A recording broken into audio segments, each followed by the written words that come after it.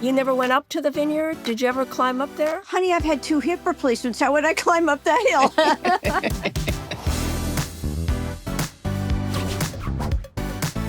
Hey, y'all. I'm Cathryn Hartt. And I am her sister, Morgan Fairchild.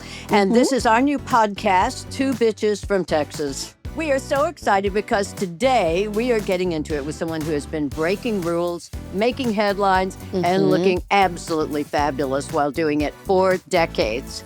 I got a call saying, you got this movie with Clint Eastwood. I said, what? Wow. She is an actress, a producer, an 80s icon or forever icon in my book. You probably know her from Knots Landing, Play Misty for Me, General Hospital. My character was a beacon for a lot of women and men. So today we are swapping stories with the amazing Donna Mills. Yay! Hollywood. Okay. Before we go on, I'm sorry, I'm not supposed to do this, but this shirt that I love, I love is a that perfect shirt. I know why. This is a perfect example of what it looks like to lift someone else up one person at a time. Because my sister, when she finds something she really loves, she always gets me one too and sends it to me. And this is for my sister. She's got one just like it. We should wear it at the same time. I love you so much. I'm glad I didn't wear it today. So You should have. We could have gotten one for Donna. Anyway, here's what people really want to know. Okay, How let me hear do this. you look so fabulous? And we want all the secrets because Yes. anywhere you go, everybody comes up to you Yes. and says, doesn't Donna look fabulous? Yes. Oh, thank you. Boy, makeup. I became good at makeup a long time ago, and that's, that is one of the secrets. I mean, I stay in good shape. I, try to keep my skin good. Morgan, you've got great skin, Thank you. You're the same way. I mean, you look fabulous. So, you can answer that question.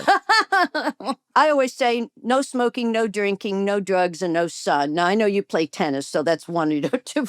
And obviously you have a winery, so the drinking doesn't count. But I remember I told Jane Fonda that one time, and she said, I couldn't live. And I said, well, which one could you not live without? Anyway, we have known each other for a long time, and I have always admired your resilience in this business. You've had this unbelievable career where you have just constantly reinvented yourself.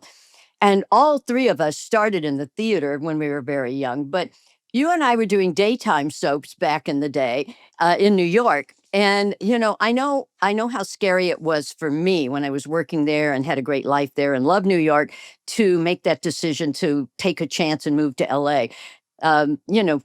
Leave the safe space and try something new. So I've always wondered, how hard was it for you to do that? Because you did it ahead of me and you gave me hope to do it. Well, I'm glad. Actually, if I do say so myself, it was kind of a clever way. Well, I was doing a soap opera in New York, and I don't know if you knew Leslie Charlson.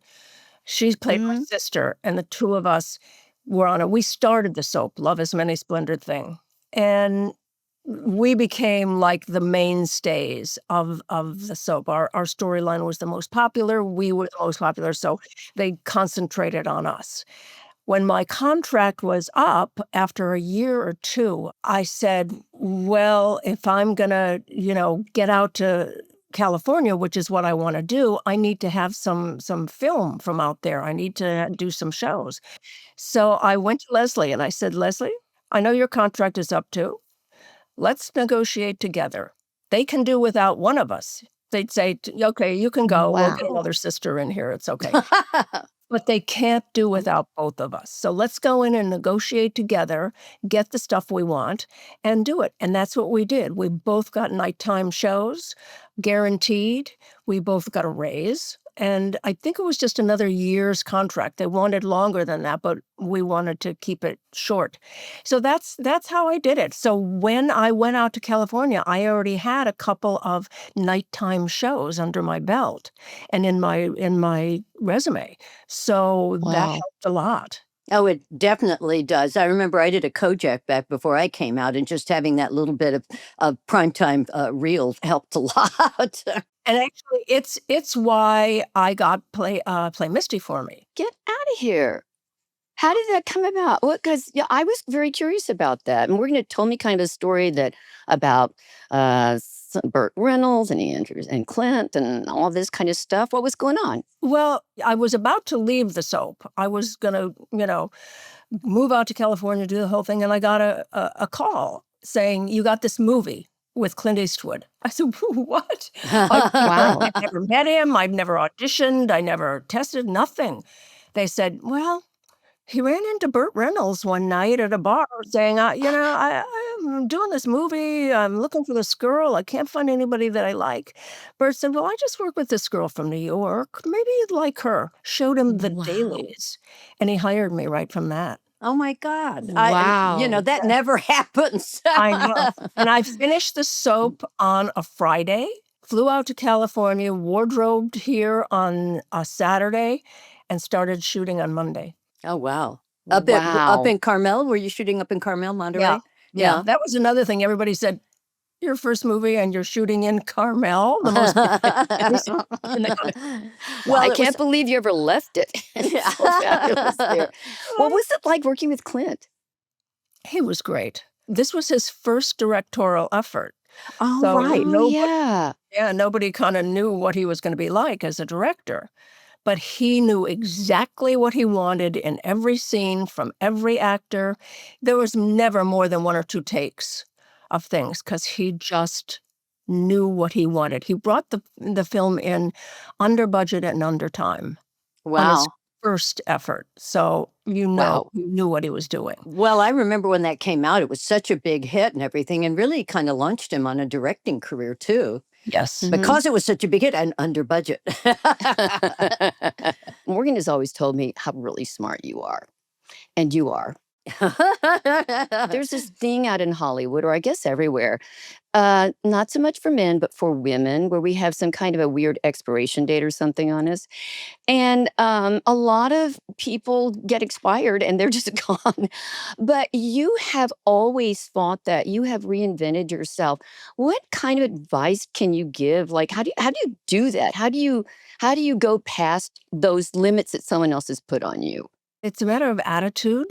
It's a matter of how much you want it, and it's a matter of staying curious, staying in the mix. Hmm.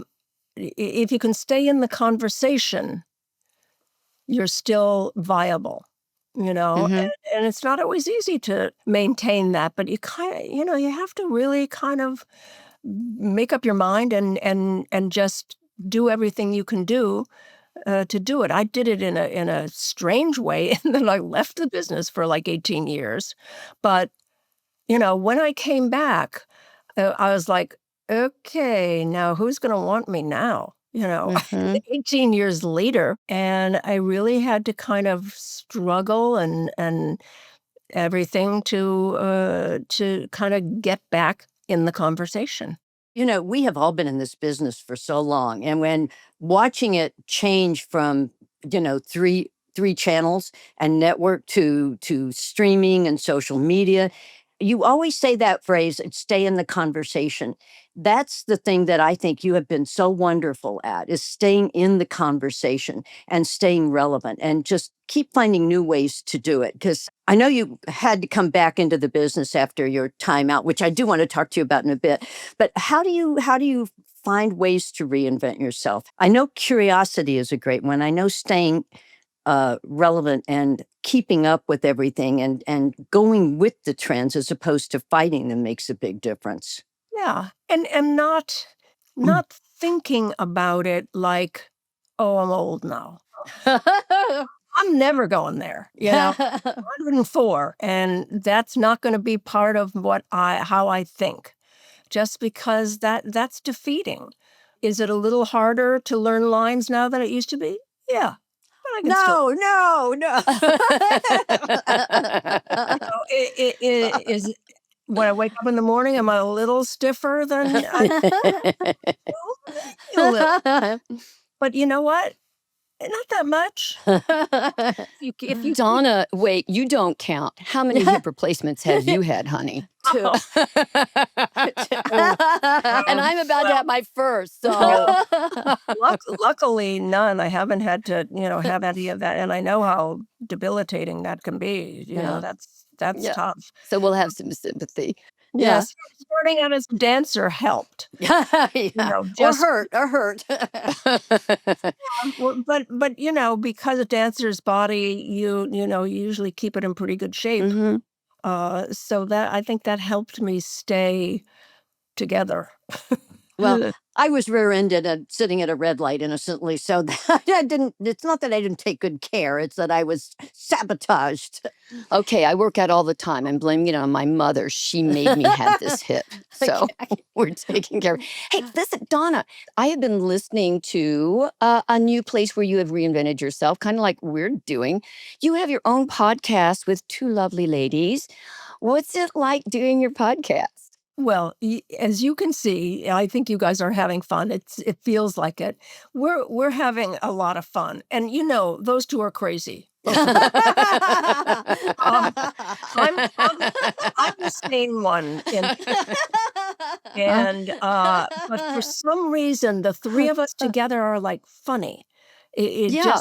just kind of works that way. And the producer who came to us with this idea knew that. He tried to do a talk show with us a few years ago. And he said, podcasts are all the rage now. Can we try to do a podcast? That might be fun. And we had the perfect title. We're not, KNOT, done yet. Yes. Yes, I love very that. good, very good. I love that. Hey, listen, I was listening to one of them, and you guys were talking about trying to help, I think, Joan try to figure out how to use her friggin' mouse on her computer. And I'm sitting there going like, I can identify with that. I think a lot of people can. I mean, thank goodness she has Jack, her husband. Otherwise, she wouldn't even know how to turn the thing on, honestly. She knows I'd be saying this, so I'm not saying anything behind her. But you and Michelle and I just had dinner recently too, and you two together are so funny. You practically finish each other's sentences. Yeah.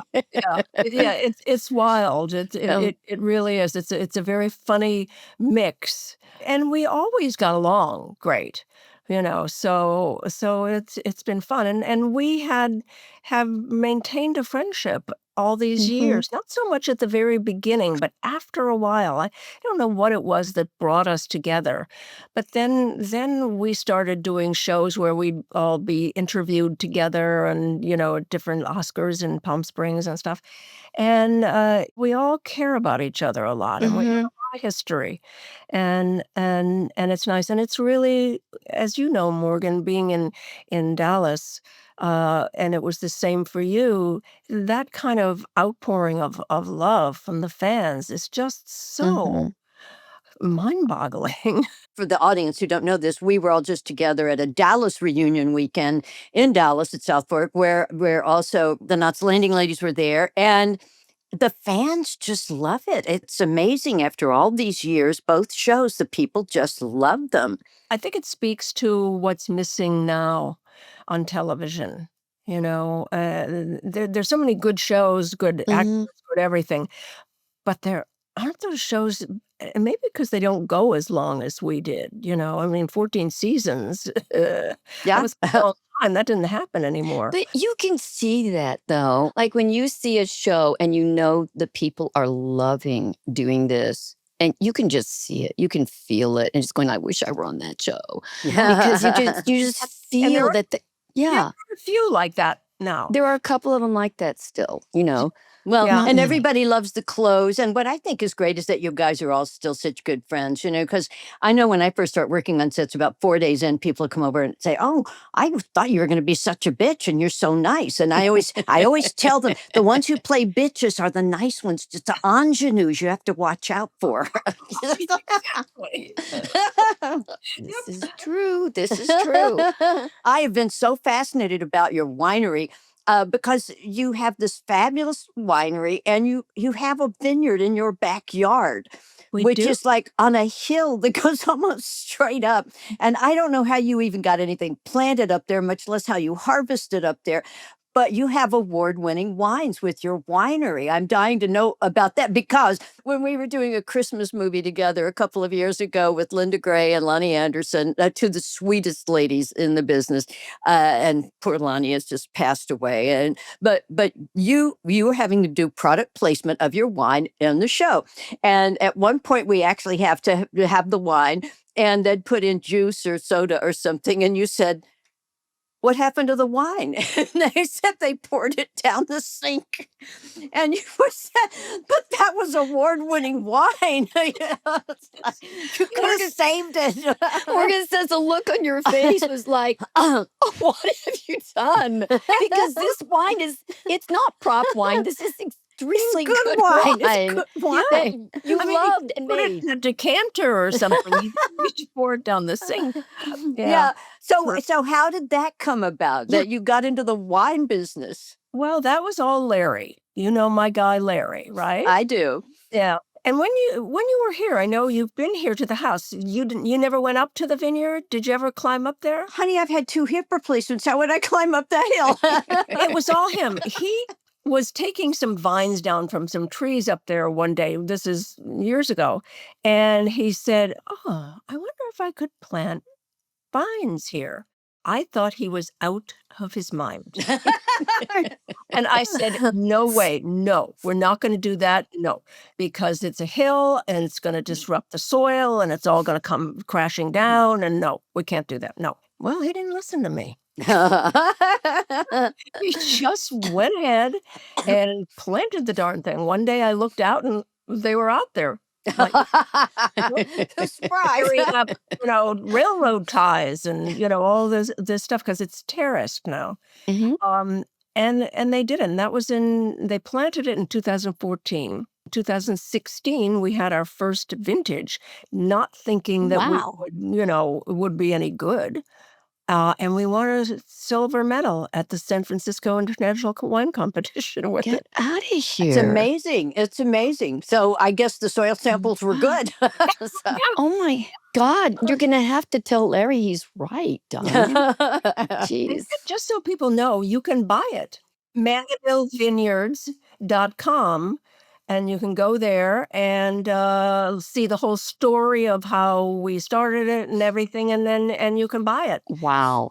Well, and you're always doing great pictures with the wine and all of the harvesting and everything on your Instagram. So I keep up with that.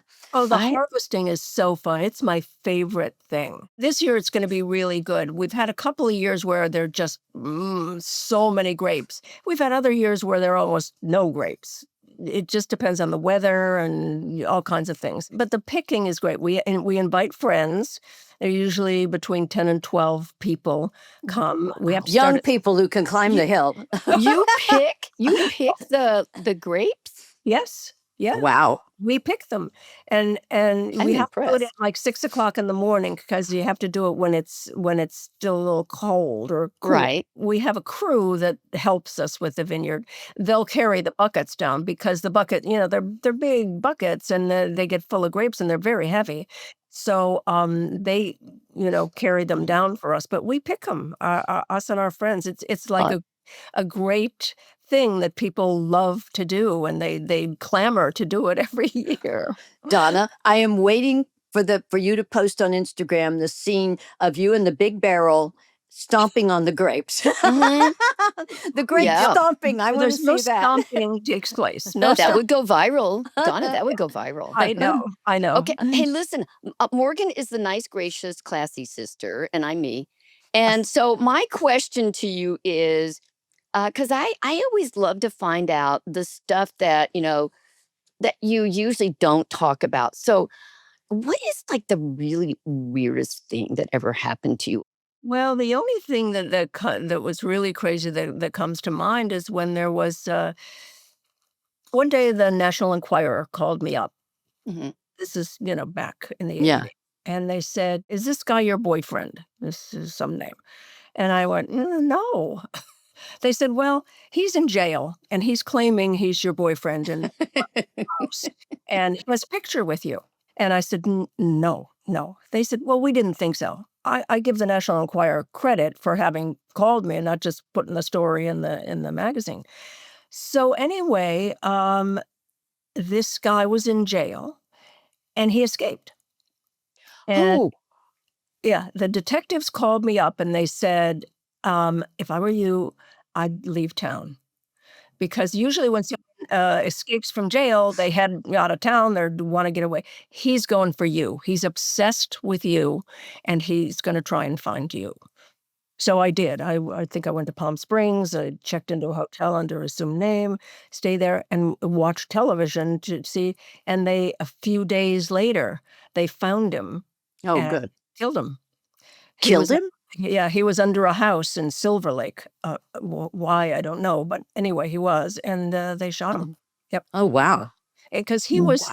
what he was in jail for was double kidnapping of children. I mean, something awful, Oh, you know. wow. And after that, I didn't take pictures with people for a very long time because he had a picture with me, but, it's fans come up, they want a All picture. the time. That's Every airport, every time you go to a restaurant, if you're in the grocery store, people wow. just, can I get a That selfie? is Yeah, back then it was a little less, prominent because we didn't have our cell phones then. Mm-hmm. yeah.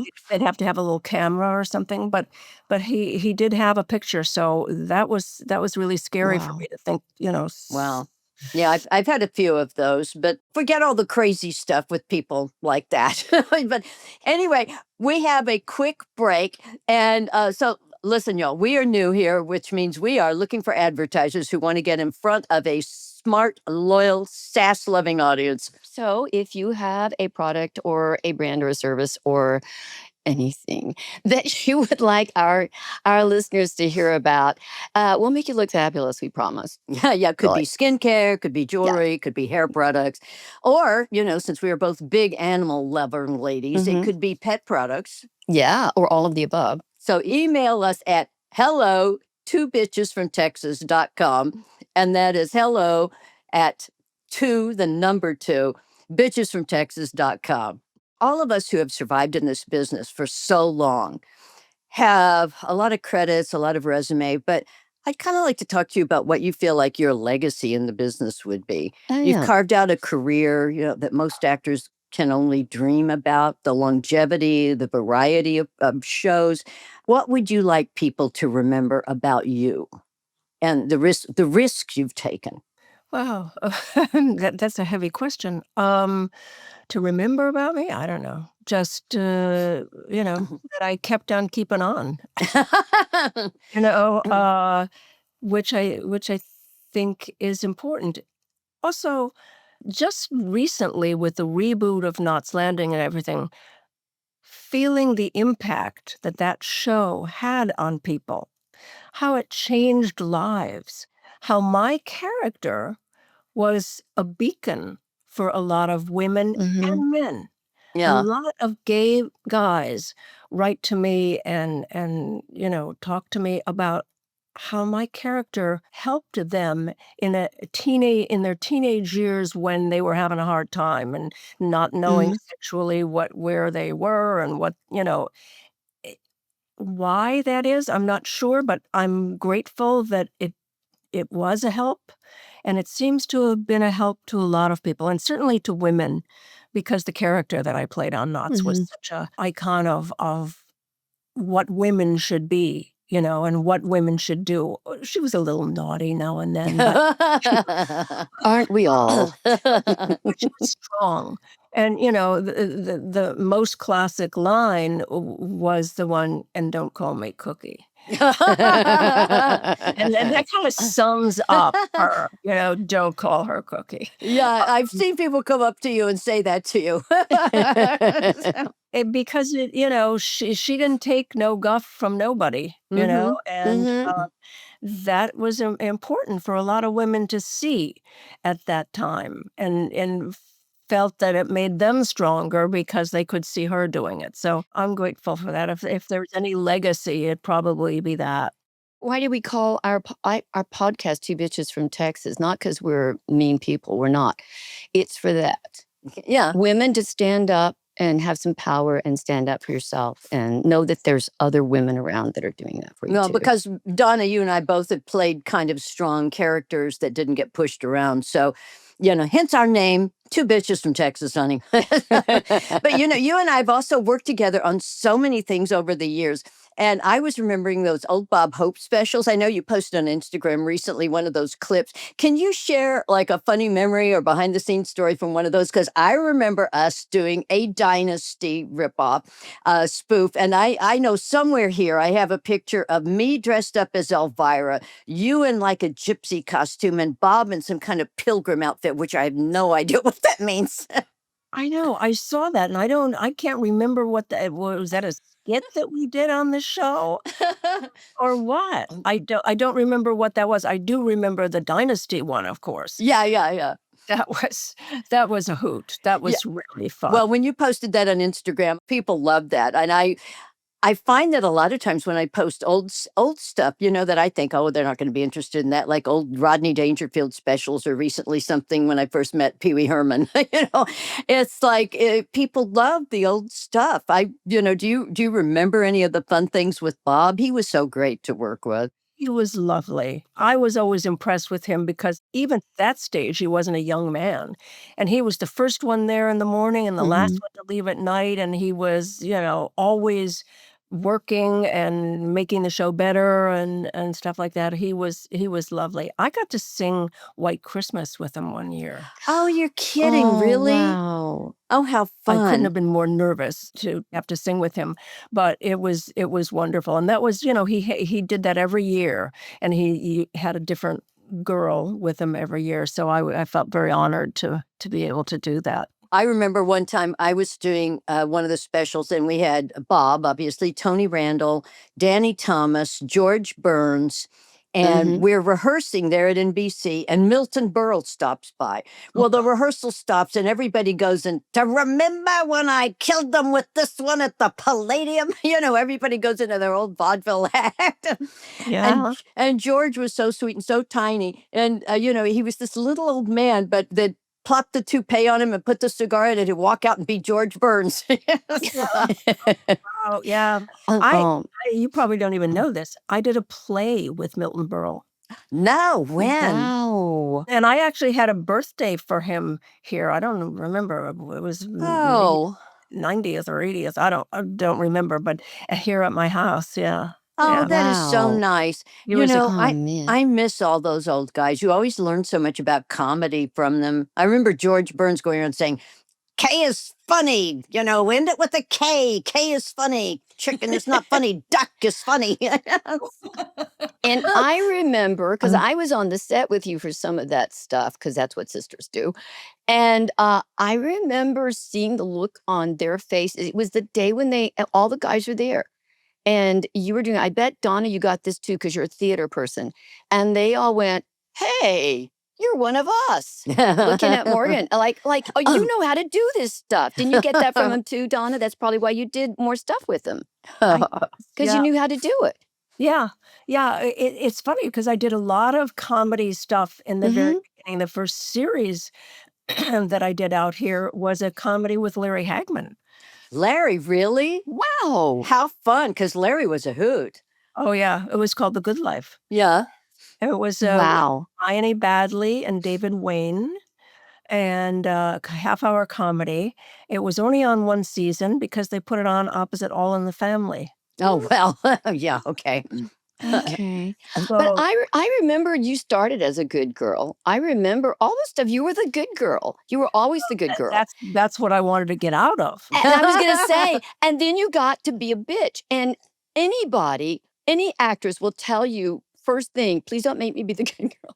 I want to be the bitch. The bitch is really fun, but not everyone can do a bitch. I know, because I train people how to act. And one of the things I always say to my women is something that was told to Morgan when she first went to LA. Honey, a pretty girl is a dime a dozen, but a good bitch is hard to find. And because she wanted to play the good girl in something, and they wanted her to play the bitch, and she got it. And I always say, you need to know, it's a power. Not everyone has that power inside of you. So How did that happen that you went from good girl? I guess it was the 18 years came in between those two or No, something. no, no, No, because no, it was no. on And Knots then you became a Landing. bitch. It was on Knots Landing. It was before the Yeah, 18 years. it was not Yeah. and which I really had to fight to get because I had been playing the goody two-shoes. What I didn't like about it mostly was most of the time they were a victim. Yeah. Those Mhm. they were always the victims. Something happened to them, whatever it was. And I went to my agent. I said, I don't want to play these anymore. It's not a good role model for women out there to be Mhm. this all the time. I don't want to be part of that. Get me a better kind of role. And I saw the role. I saw a breakdown on his desk of Abby on Knots Landing. And he called them up and they said, "Oh, well, no, we know Donna. She's lovely. We'll consider her. Don't worry." And I said, "No, no, they won't. They don't know that I can do this." Yeah. Mhm. And so I bugged him and bugged him and bugged him. And finally they said, "Okay, let her come in and read." I went in and read, and an hour after the reading, they called me and said, "You got the role." Yeah. Well, I love because you that. have to have that gravitas. You have to have that weight and that gravitas that you can pull that off and you can be Mhm. scary. Yeah. Scary. It's So, an inner power. It's Right. something inside, and not everyone wants to muster that or can muster that. Yeah. yeah. So I've always thought that was pretty cool that I because I've never seen anyone do that before. Like I didn't know you you're had to just fight known for as it. the yeah. Yeah. On the comedy that I did with Larry Hagman, he and I played husband and wife.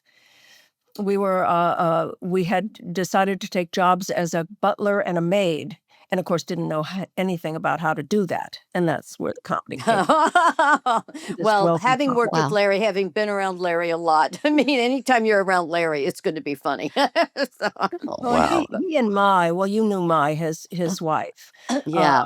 I mean, you really saved me when I was first out here, totally green, didn't know anything, didn't know anybody. He and took me in. I would go out to their house all the time. When we were shooting, she would bring lunch to the set. I mean, they Oh, just really took care Wow. of me. They were really, really sweet. Yeah. yeah, they were. I People who love only know him that. as JR don't know what a nice, down to earth guy he was. Fellow Texan. So, That's right. Yeah. but one of the things, and I've been dying to get to this, one of the things I've always admired and been fascinated about by you is your life choices. And one of those was your decision to adopt a child late in life. And you even stepped away from acting for a while, like you said, for 18 years. And I remember the first time I ever saw you sitting outside a restaurant, you had Chloe in a stroller, this little baby. And I thought she must be your niece or something. And then you said, "No, I've adopted." And I just thought that was so brave of you when, working hard and a single mom and everything to adopt a baby at that stage of life. I don't know that I could have juggled it. And I didn't know you wanted to be a mom that badly. So could you just talk about that transition? Yeah, I did. At that time, this is 1994. Um, I'd left Knott's. I produced a number of movies for television. I had deals at different studios and networks and stuff like that, and my career was great. But there was something missing, you know. And I really sat down and thought about it. I said, I don't want to go through life and not know what it feels like to be a mom. And so I said, "Okay, well, it's a little." I was 54, Mhm. so it's a little bit late to have a baby of my own. Let's see if I can adopt. And I did, and it's the best thing that I've ever done. I mean, as much as I love my career, and I have loved my career, nothing compares with the feeling you get as a mom. And now my daughter just had a baby, and she just Oh. recently said to me, she said, "Now I know what you were talking about when you told me how much you loved me." Oh, I love that. Congratulations on your grandbaby. Yeah, congratulations. And I know I had seen on your screensaver on your cell phone recently a picture of this baby, and I thought it was your new grandbaby, and you said, "No, that's Chloe." You Yeah. still have a picture of her as a baby as your screensaver. Yeah. And you have done such a great job being a mom. I have observed Mhm. you off and on over the years at different stages of Chloe's life as she grew up, and you have been a great mom. Oh, And she has turned out to be a great, great woman now. I thank was going to say girl, but she's past that. She's got a kid of her own now. She's a woman. So, You don't know Donna, but Morgan actually brags about you and Chloe. And she talks to me. She goes, "Do you know what Chloe is doing?" It's like, I'm so proud of you and proud of her and what you guys have done and what you did with that. And then the nerve it took to do it. Oh, thank you. It just seemed like what I had to do. It didn't feel brave to me. And one step led to another. I found a place to adopt, and it all kind of felt in place. It felt right. It felt like that was what I was supposed to be doing. And I waited for her for 9 months. Oh, okay. perfect. Yeah, from the time I first, put in the papers and everything for the adoption, because I wanted a girl. That was Mhm. my only criteria until they found a little girl for me. It was Oh. Mm. yeah. And did that just totally change your whole perspective on the world, being a mom like that? Yeah, it did in a lot of ways. I was just so wrapped up in it. I loved it. I mean, as a mom, you're constantly on. Mhm. You got to think about the birthday party and the this and the kid and the play date thing and I mean, there's so many things to do. It kept me very busy. Even when she was older, because I like to do stuff with her. Yeah. And we did a lot of stuff together, and it was Donna, this is where your acting and creativity and your being able to be a producer have all finally come home to help you do something. And now you have a That new grandbaby to play with too. can, yeah. can I ask you something, Donna? One of the things, reason we're doing this podcast is we want to lift people up, and these are sometimes are very hard times for people for all different kinds of reasons.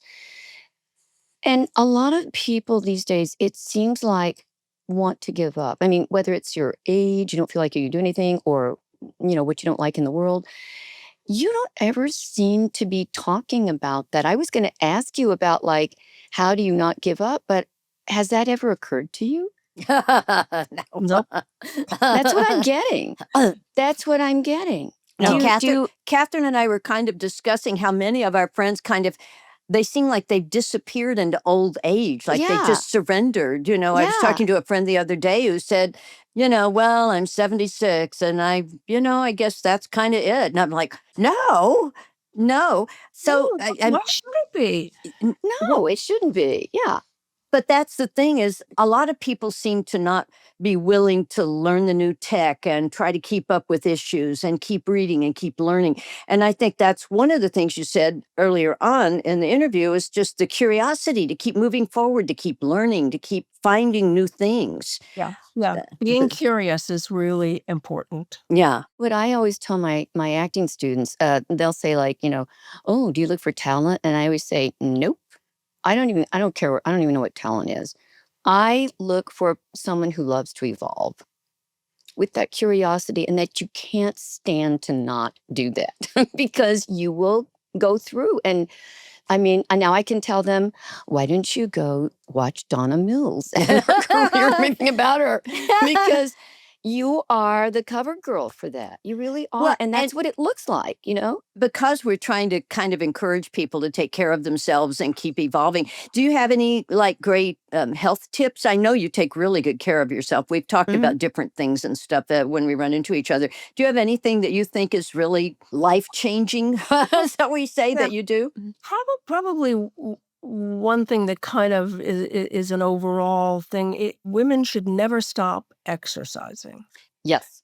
You know what I mean? A lot of women, Yes. they have a child, when they have children, then they Hmm. don't, and then, it goes beyond that, and they're a little older, and it's hard to get back to it, but never ever stop Mhm. because your body needs that all the time. And if you stop, it's really hard to get back to. Things disconnect, Mhm. like your 2 hip toes and your replacements, feet. believe me, disconnect. Yeah, but I mean, like little things disconnect if you don't constantly keep everything connected. Your brain disconnects if you don't connect it. I Yeah. mean, it just Yeah. but I mean, know you you're always were amazing. playing tennis. Are you still playing a lot of tennis? I do. Yeah. Sometimes I play like 5 times a week. Because I've got a guy that I hit with, we just hit, and he's a really good player, and, why he wants to hit with me, I don't know, but he does. Uh, and then there we do something called live ball, which is a tennis game kind of thing, twice a week. Yeah. So, yeah, I play a lot. Well, Cathryn and I were talking yesterday, and I said, I think Donna's still playing a lot of tennis. And Cathryn said, Mhm. you know, those ladies who play tennis, they always have great legs and they move well. And Yep. Donna moves well. She doesn't move like Mhm. an old person. She moves well. I am so cognizant of that. If I'm walking down the street and I see myself in a shop window or something, reflection, and I'm not standing up straight, I'm like, "What am I doing?" You know? Everybody, you go like that, "No, no, come on, shoulders back, let's." Yeah, I used to have a ballet teacher that would do this in my back all the time. Well, I know that you have to go, so I will wind it up. But this has been so much fun. Thank you so much for doing this. And if you haven't checked out Donna's award-winning wines, check them out at Mhm. Mandeville Vineyards Wine. And Donna, what is it? MandevilleVineyards.com? MandevilleVineyards.com. .com. Okay. And her podcast, We're Not Done Yet, with Michelle Lee and the ever delightful Joan Van Ark. And these ladies are very funny together. They are. And while you're at it, hey, if you like what you heard or watched today, go ahead and subscribe to us on YouTube or Spotify, Apple, wherever you get your stuff, and subscribe to us. Yeah, and leave us your comments and questions because we want to know what you think and who you would like to see on the show next because, we're doing this for you. Yeah. So, And we're gonna have Morgan on our podcast. I am. Yes. As soon as Yes. you guys ask me, I will be there. we are 2 bitches from Texas, although we had a third bitch to hear it today. So she's not from Texas, but she's got a vineyard, so I guess that counts. And big old sister hug to y'all.